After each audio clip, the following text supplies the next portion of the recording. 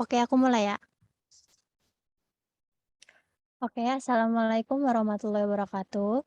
Di sini kami akan menjelaskan hasil analisa sederhana kami yang berjudulkan Keadaan Ekonomi Indonesia sebagai Negara Berkembang pada Era Pandemi dan Post-Pandemi. Sebelumnya, perkenalkan kami dari kelompok 15 yang beranggotakan. Next.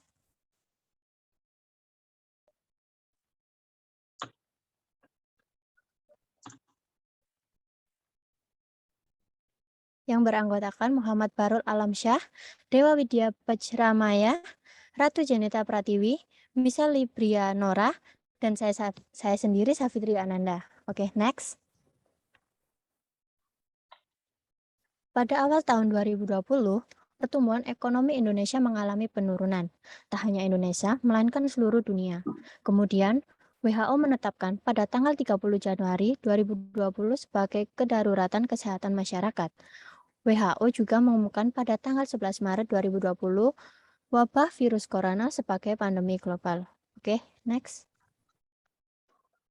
Dikutip dari nasional.kontan.co.id, terdapat beberapa dampak yang dihasilkan dari adanya virus corona ini.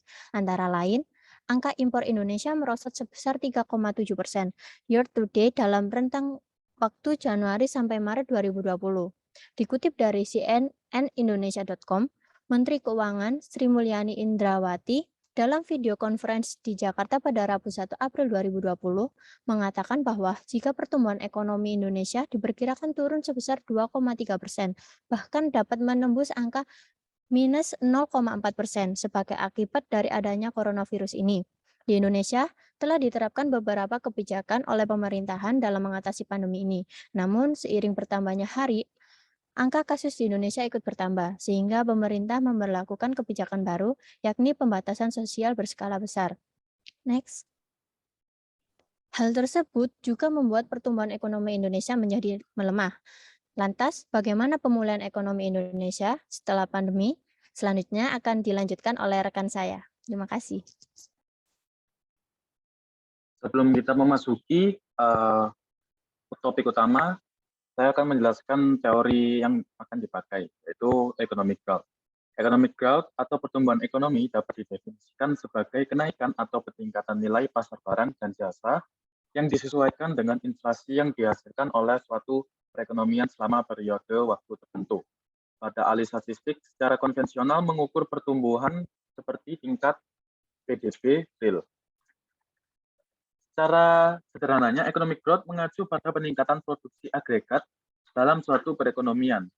Seringkali keuntungan agregat dalam produksi berkorelasi dengan peningkatan produktivitas marginal rata-rata. Itu mengarah pada peningkatan pendapatan, menginspirasi konsumen untuk membuka dompet mereka dan membeli lebih banyak, yang berarti kualitas hidup dan standar hidup materi yang lebih tinggi. Ada beberapa cara untuk menghasilkan economic growth ini. Yang pertama adalah meningkatkan jumlah barang modal fisik dalam perekonomian, seperti gedung atau modal fisik yang lain. Lalu, menambahkan modal ke perekonomian cenderung meningkatkan produktivitas tenaga kerja. Metode kedua untuk menghasilkan pertumbuhan ekonomi yaitu dengan meningkatkan teknologi. Ada cara lain untuk menghasilkan pertumbuhan ekonomi ini, seperti menumbuhkan jumlah tenaga kerja untuk lebih banyak pekerja menghasilkan lebih banyak barang dan jasa ekonomi. Dan cara terakhir adalah meningkatkan sumber daya manusia. Ini berarti para pekerja menjadi lebih terampil dan kerajinan mereka. Meningkatkan produktivitas mereka dengan melalui pelatihan, keterampilan, coba-coba, atau sekadar lebih banyak pelatihan.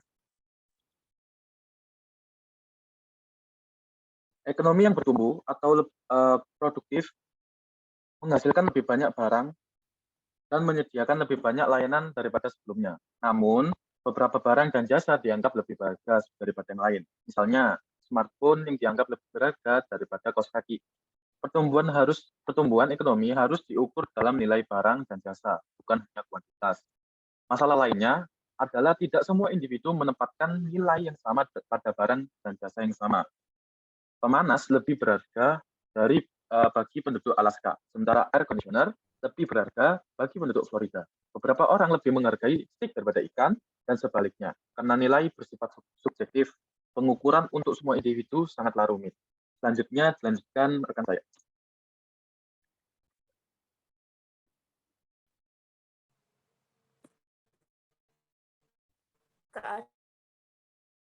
Keadaan ekonomi Indonesia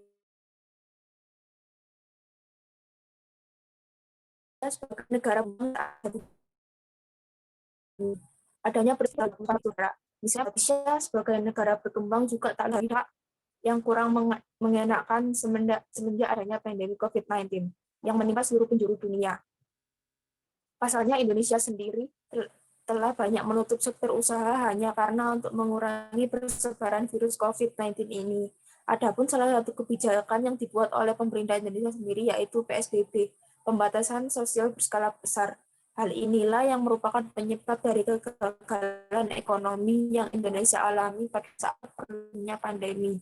Segala aktivitas dan mobilitas yang melibatkan kegiatan ekspor ke luar negeri mengalami penurunan yang sangat signifikan. Next.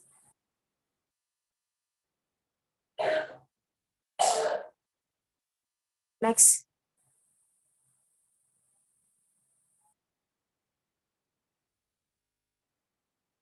Tentunya Indonesia sebagai negara berkembang juga mengeluarkan berbagai macam kebijakan untuk memperbaiki kondisi ekonomi pada saat pandemi, seperti program pemulihan ekonomi nasional yang memfokuskan kepada para pelaku usaha, khususnya dari sektor real dan juga sektor keuangan. Cara yang dilakukan Indonesia dalam menangani penurunan ekonomi saat pandemi adalah dengan menitik beratkan pada peningkatan konsumsi dalam negeri, karena hal ini adalah salah satu faktor utama dalam penggerak ekonomi di Indonesia, serta aktivitas dunia usaha. Menjaga stabilitas ekonomi dan juga ekspansi moneter. Dari pihak Bank Indonesia juga turut serta untuk membantu menangani ini dengan cara menjaga nilai tukar rupiah agar tetap stabil. Diturunkannya suku bunga, membeli surat-surat berharga milik negara. Next.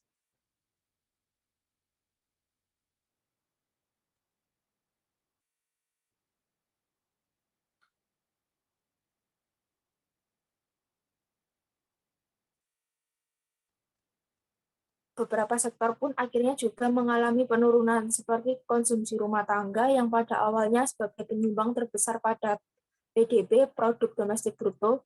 Hal serupa juga terjadi pada transportasi dan gudang yang minus daripada kuartal sebelumnya. Indonesia pun juga mengalami deflasi selama 3 bulan berturut-turut. Semakin banyaknya kemiskinan dan pengangguran yang melanda Indonesia.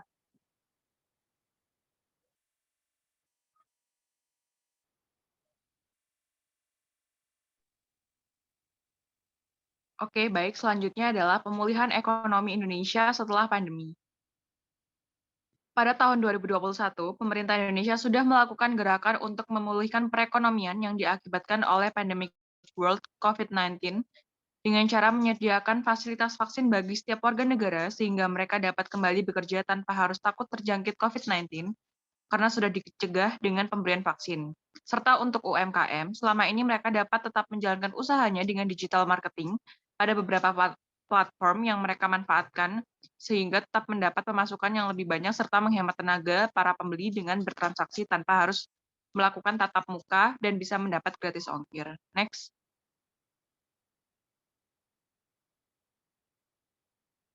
Hal ini juga melibatkan para generasi milenial untuk bisa memanfaatkan platform secara daring untuk melakukan promosi produk dengan lebih leluasa dan jangkauan yang luas. Maka dari itu, hal ini sangat menguntungkan bagi para UMKM karena mereka bisa mengeksplorasi dunia digital untuk berjualan dengan harga yang cenderung murah sehingga menggugah selera konsumen untuk membeli lebih.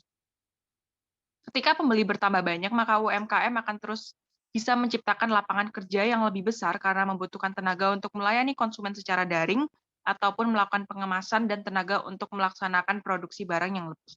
Next. Serta pemerintah juga memberikan anggaran penanganan COVID-19 dan pemulihan ekonomi nasional dalam nominal yang cukup besar, sehingga rakyat akan tercukupi. Juga saat ini mulai terbukanya berbagai lapangan kerja yang memadai dari pemerintah untuk para warga negara yang sekiranya kehilangan pekerjaan saat pandemi kemarin. Pemerintah juga mendorong sektor pertanian dan berbagai sektor lainnya untuk melakukan produktivitas yang ideal sehingga dapat mencukupi area kenegaraan dan bahkan juga bisa kembali dijual supaya untuk bisa mencukupi dan membuat perekonomian stabil serta naiknya beberapa harga pangan dan transportasi yang pernah kita gunakan guna untuk mengganti kerugian yang dialami oleh negara selama pandemi untuk kembali menopang perekonomian negara agar menjadi kembali stabil. Selanjutnya akan dilanjutkan oleh rekan saya. Kesimpulan dari topik yang kami bahas adalah economic growth adalah peningkatan nilai pasar barang dan jasa yang disesuaikan dengan inflasi yang dihasilkan oleh suatu perekonomian selama periode tertentu. Ekonomi yang lebih produktif menghasilkan lebih banyak barang dan jasa. Adanya peristiwa pandemi pada tahun 2020 telah memberikan dampak yang sangat merugikan bagi seluruh negara, misalnya pada status ekonomi negara. Indonesia juga terkena dampak dari COVID-19. Indonesia menutup banyak sektor perusahaan untuk menekan jumlah penyebaran COVID-19. Pemerintah Indonesia melakukan gerakan untuk memulihkan perekonomian dengan cara memberikan vaksin gratis untuk warga negara Indonesia sehingga mereka dapat kembali bekerja. Serta pemerintah juga memberikan anggaran penanganan COVID-19 dan pemulihan ekonomi nasional dengan nominal yang sangat besar.